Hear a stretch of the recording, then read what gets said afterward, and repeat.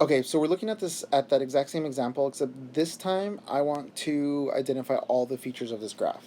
So I hope you guys are practicing along with me. So in this case, we want to find the domain of our graph here. So our domain is going to be all real numbers. So if you guys notice, the graph doesn't look like it extends through the entire through all real numbers on the x, but this graph is going to extend, right? So if I were to draw another period of this graph, right, another period would look something like this, right, and then it would keep going.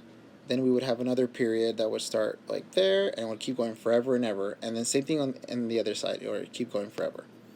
So this graph actually, so I should probably put some arrows here at the end to know that this is going to continue cycling over and over again. So that's why for the domain, we're going to put all real numbers. So we say all real numbers. Some teachers might write ARN for all real numbers. And if you write this in interval notation, this is going to be from negative infinity to positive infinity. All right, now for the range. So the range is going to be what's the highest and what's the lowest point. We can see here the lowest point this graph will ever be is at -1. Right, so here we have -1. The graph will never go below this range. And then all the way up to, this is not -1. This is +1. So it will never go below 1.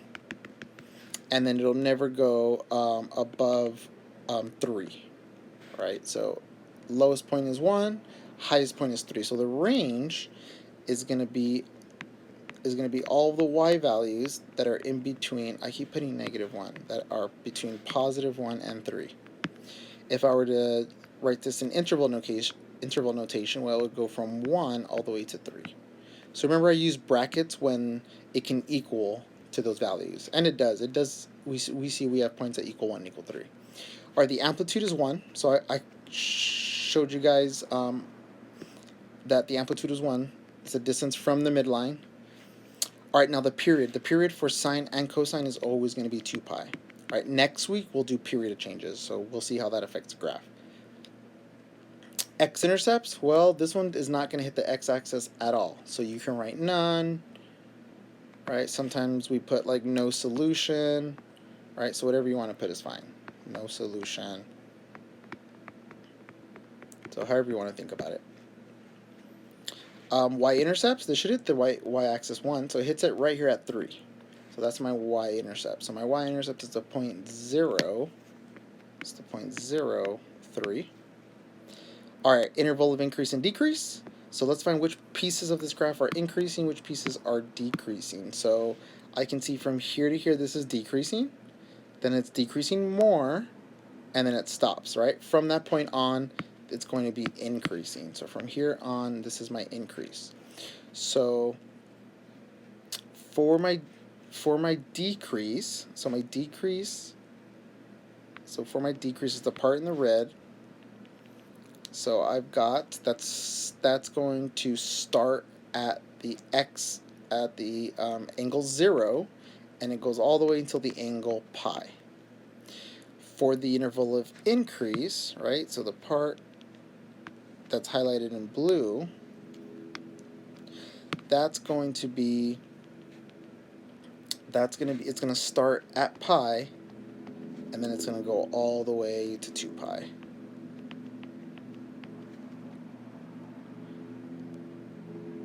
All right, and there we go.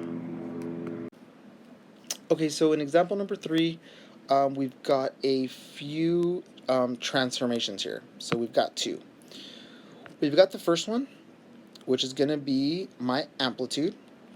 And then we got the second one here, which is just going to move my graph down one term. The only tricky thing about this one is for the a value, we have a negative value, right? So what that negative is going to do, let's zoom in here, right? This negative is going to give me a reflection across the x-axis. It's going to reflect across the x-axis. Okay, so that's what that negative is going to do. The 2, on the other hand, right? So if I look at just the 2, right? The 2 is greater than 1, so that tells me this is going to be a vertical stretch, so it's going to get taller, right? So this is the amplitude, so the distance between the midline and the highest point is going to be 2, right? So let's just fix it. Let's just say our amplitude, whoops, I want it to be in blue. Our amplitude is going to be 2. Okay, so let's go ahead and graph our parent function first. So this is sine. So remember, sine of 0 is 0. Sine of pi over 2 is 1. Sine of pi goes back to 0. Then sine of 3 pi over 2 is negative 1. Then sine of 2 pi is back to 0. So for sine, we start at 0. For this one, let's make the graphs go by 1 as well. So negative 1, negative 2, 3, negative 4. We'll make this go by 1, 2, 3, and then 4. Okay. So we start at 0, 0, 0. Then we've got pi over 2 and 1. Then we've got pi and 0. All right, let me make this a little bit bigger. Pi. And then at 3 pi over 2, we go down to negative 1. And then at 2 pi, we're at 0. All right, so let's go ahead and draw this graph out. Whoops. All right, good enough. So there's my graph for sine. Now I want to apply my transformations. So the easiest way to do this, whenever you have multiple transformations, is we're gonna go straight to the table. And I can show you guys how to do the shortcut afterwards, but let's just focus on doing the table now. So both of these transformations are going to affect the y value. So we have to follow PEMDAS though. So what we're going to do is we're going to first multiply by the amplitude. We're going to first multiply by negative 2. So multiply everything by negative 2. So times negative 2 times negative 2. And then we're going to go ahead and add the 1. And now, oh, I'm sorry, minus 2. Now we're going to minus 1.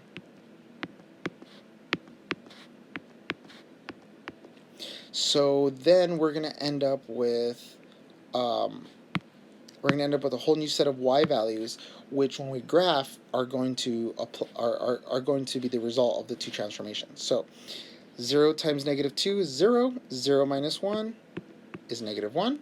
1 times negative 2 is negative 2. Negative 2 minus 1 is negative 3. That's just going to be negative 1. Negative 1 times negative 2 is positive 2, and then positive 2 minus 1 is 1. And then 0, okay, so whenever I see 0, I just know it's going to be whatever this value is, so minus 1. Alright, so let's go ahead and graph this out. So let's do our new graph, and let's do it in green. Sounds like a nice color. So we've got, at 0, I've got negative 1. So at 0, we go down 1. Right? And that makes sense because the entire graph is going down 1, right? So we should have our new midline. We should have a midline going straight through negative 1. Okay, we'll get back to that in a second. All right, next point is going to be at pi over 2. We go down 3. So at pi over 2, we go down to negative 3. So 1, 2, 3. So negative 3. Then at pi, we go down negative 1. Okay. Then at 3 pi over 2, we get at 1. At 3 pi over 2, we get 1. And then at 2 pi, we get negative 1. Now at 2 pi, we get negative 1. Let's go ahead and draw this parent shape out. Perfect. And that's going to be our new graph. And we can see that we have our midline going straight through it. All right, so I know I did everything correct because that minus 1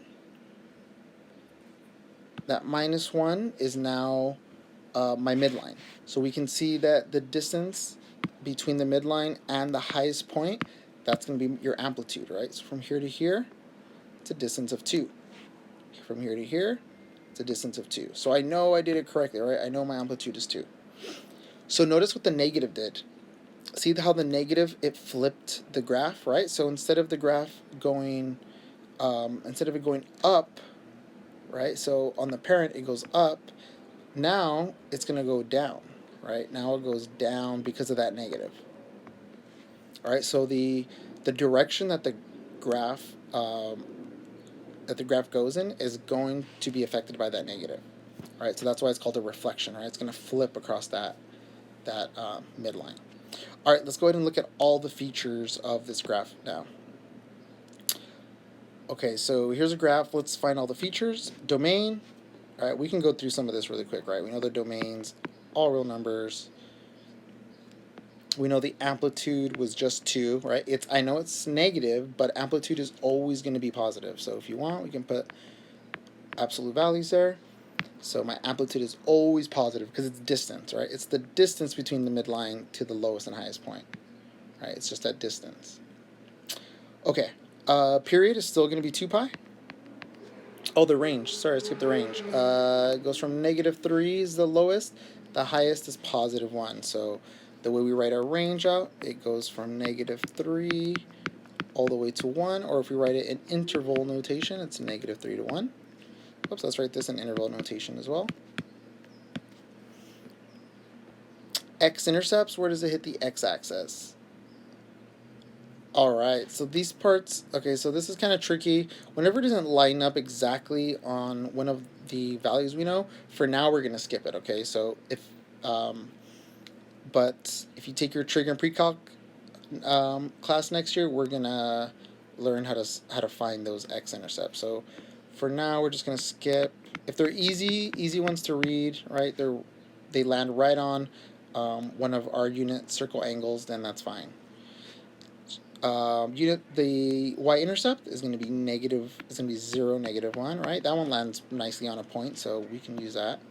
Our intervals of increase and decrease. So let's get our highlighter out for this one. So interval of decrease will be in red, and then my interval of increase we'll do in blue. So let's look for decrease first. So I see it decreases from here to here, and then it stops. And I see it decreases from here to here, and then I see it increases right in the middle. So let's go ahead and write out what intervals is it increasing and what intervals is it decreasing here. So we've got increase. It starts at the angle pi/2, and then it goes all the way till 3 pi/2. Then the interval of decrease is going to start at 0, and then it's going to end at pi/2. Then the second interval is going to start at 3 pi/2, and it's going to end at 2 pi. And there we go.